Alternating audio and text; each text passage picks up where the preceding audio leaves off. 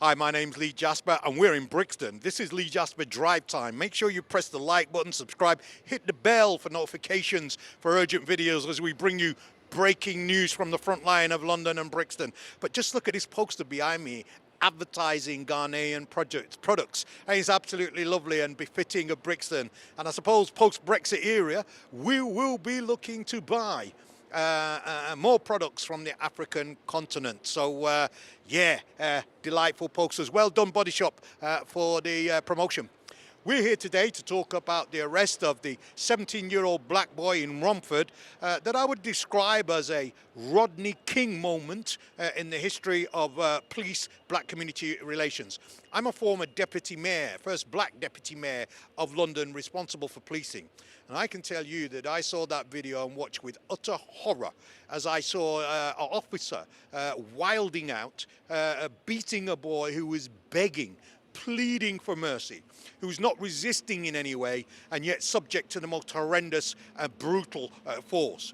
What we do know is the Metropolitan Police Service own research statistics show they use disproportionate violence in arresting young black people.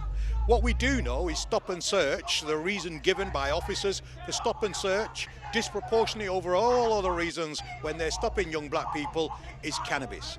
And what we do know from the research is that the police disproportionately charge black youth for possession of cannabis while white youth are given a routine caution where they're both first-time offenders with no previous record.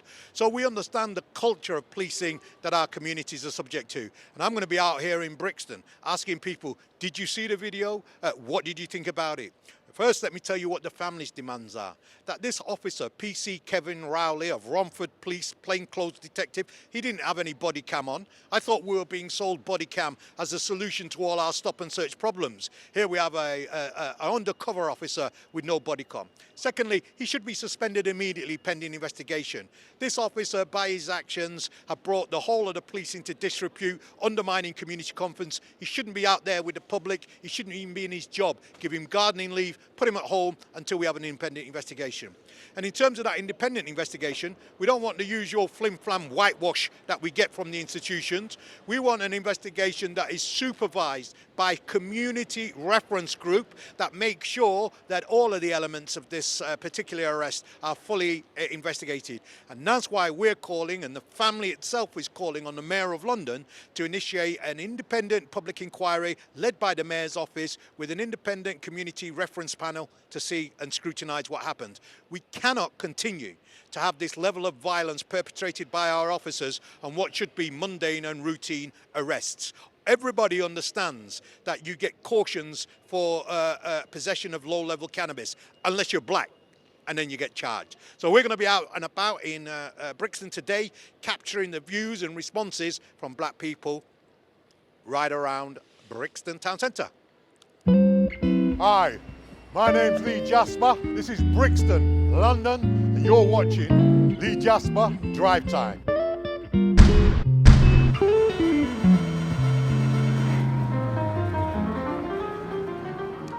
You saw the video of the 17-year-old being arrested in Romford. Yeah. Give me your first impressions. What did you think? Well, as the video started, I wondered why he was being arrested, first and foremost. But then it was quite obvious that whatever he was arrested for, the force was obviously excessive. And he didn't seem to pose any threat. So from the video, it appeared to be quite unjustified, the level of force used. My initial reaction is, anything in life, like any power you have, if you abuse it, you lose it. The officer had power to arrest that boy and deal with him, so he abused his power. So he should lose it by losing his job for doing the wrong thing. So you think the officer should be sacked? Yes, because you abuse it, you lose it. I think at this point I've become desensitized. Wow. I think I've seen it so often that even when I looked at it, I almost wanted to look away because it's like, I know the outcome is going to be nothing's going to happen. So even for me mentally, I think I'm at a stage where I don't like to be, I'm not outraged anymore because it's become normalized to me. I thought it was disgusting and it's not surprising. Right. Only because the camera was there, that's why he stopped. Otherwise, he would have continued to do what he's doing and then act like the boy did something. You don't know what happened to the boy. he could have done something bad, but he's still in handcuffs, so it was unnecessary. Only because the camera was on him, that's why he stopped. Yes, I saw the officer arresting him in a plain clothes, the policeman in a plain clothes, and he take him outside and stretch out his truncheon and start to beat him till he fell on the floor. Now, we can put that basically down to racism and discrimination and violence on our black brothers. And also what I found very interesting was the public's response, that there was a public response, that people were shouting and saying no. So even though I wasn't privy to all of the goings on, the way that the public responded to me is an indication that obviously this boy was not deserving of that treatment. You just wonder why, if no one's got humanity, or if they should treat the youth with more humility, because I don't know what the child done, but if he done something and he was acting aggressively, that behaviour probably could have been called for, but, you know. Yeah. But he was pleading, wasn't he, when he was was. being beaten, saying, please stop. I'm a child, I'm I'm a a child. Absolutely. That doesn't sound like aggressive behaviour to me. No, but if it's in all circumstances, it's hard to get someone to behave appropriately, you know, especially people in authority. Yes. As I said, I'm not aware of what the child done before or what he was being arrested or questioned for. No previous convictions. People have to let go their fears. Like the police officer He was arrested for possession of drugs. He had a little bit of weed on him. That was it. that day. What do you think should happen to the police officer? Should we continue in his job? Should be investigated? What? What I think should happen and what should happen is not going to happen. He should be investigated and he should lose his job, but he's not going to. They're going to take him away from the force and send him away to like countryside so nobody don't see him again for like a 2-year or whatever, and then bring him right back because they don't care. Well, I think the police officer should be in prison for violence. First, he shouldn't have a job. And secondly, he should be held accountable. Well, I think he really needs to think about who he is and what he is, separate from his job as a human being. I think he should lose his job. I think he should be arrested, but I think that might be a stretch. I know this judicial system is not rigged in our favour, so I do feel as though he should be reprimanded because that he's meant to serve and protect the people, and he's not doing that. He's acting on biases. He's perpetuating stereotypes of the police that we already know to be true, and he's acting in a way that you wouldn't expect someone in his position of authority to behave in such a manner. I think that more than just disciplinary action needs to be taken, and it's not just about this one individual, is it, really? I mean, we can, stamp him into the ground. It's not going to change the situation. However, it will reflect that this is not acceptable. But we know it's not acceptable. We already know that, and he knew that. So then it begs the question then, so what else is there? What else is there that we need to be doing? Being in the system from Jamaica to England and know of the history of racial discrimination by the slave master, it's nothing shocking. Right. It's something them used to. Yeah. That's just them showing who they are really. Yeah. But this is what we need to stop in this country. This infliction of violence on black people. I'm in Brixton here, and I'm with a wonderful young woman. Tell us your name. Ife Thompson. Now, Ife Thompson, you should Google her and look her up because she runs some most incredible, spectacular events. What's your events called? I have a charity called BLAM, stands for Black Learning Achievement and Mental Health, and we do community-led events to really breed a cohesive black community in the UK, and we have solution-based discussions where people can really increase their social capital and learn about ways to thrive as a black Briton in the UK. Why aren't people like this on mainstream TV? I don't know, but I find them every day here in Brixton. It's not like they're hard to find. I don't necessarily think it's just about how we deal with police officers or professionals when they do these things. It's about the actual institution itself, period. And England on a wider scale. I was born here to Jamaican parents, and my uncle and some of my family were affected by the Windrush scandal. Right. It's an ongoing. This isn't one incident. Yeah. It's not policing alone. It's not immigration. policing It's alone. education, Exactly. It's not- criminal yeah. justice, Exactly. employment. Yeah. You name it. The whole. Yeah. We need to look at the whole thing. What do you say is? What do you think about the relationship between the black community and the police here in London? There is not a relationship.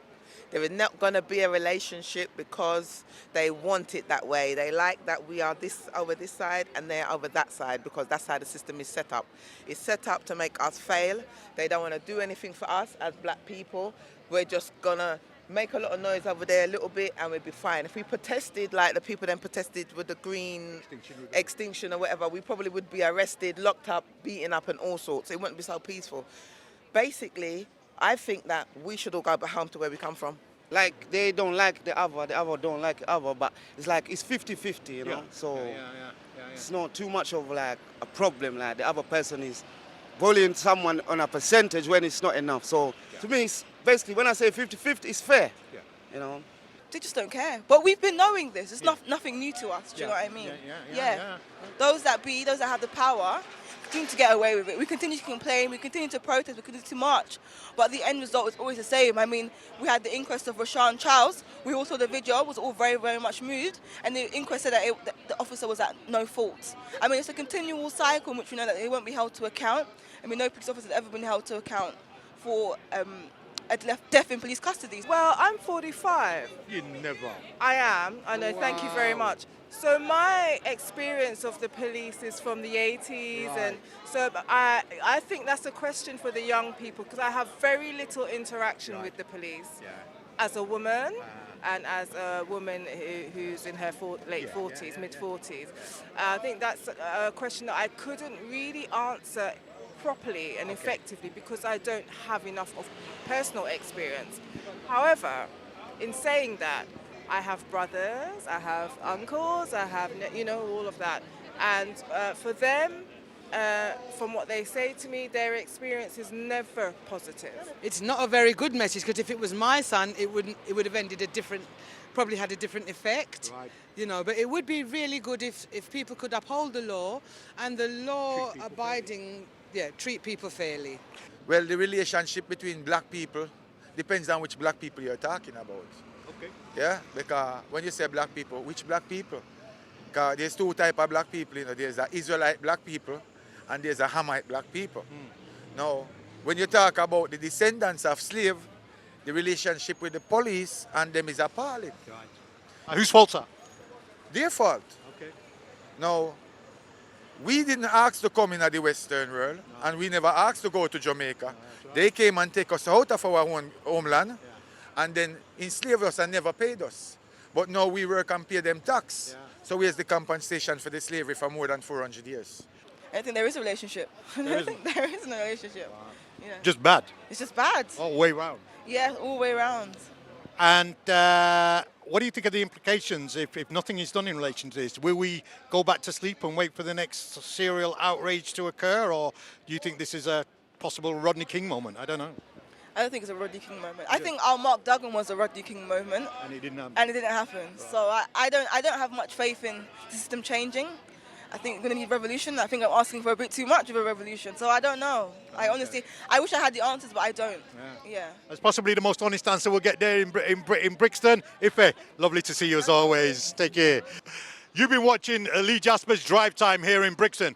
We've been talking about the arrest of the 17-year-old black boy in Romford. And you've heard from a variety of people. Everybody appalled, everybody shocked, everybody in anger and in horror. And I think the clear message to the Mayor of London is that you need to instigate an independent inquiry into the circumstances around this arrest. It was a British Rodney King moment. The time in Los Angeles in '93 when Rodney King became the iconic image of police brutality in that area. And here in London, we have our own now Rodney King moment. You've been watching Lee Jasper at Drive Time. Keep watching the channel. See you soon.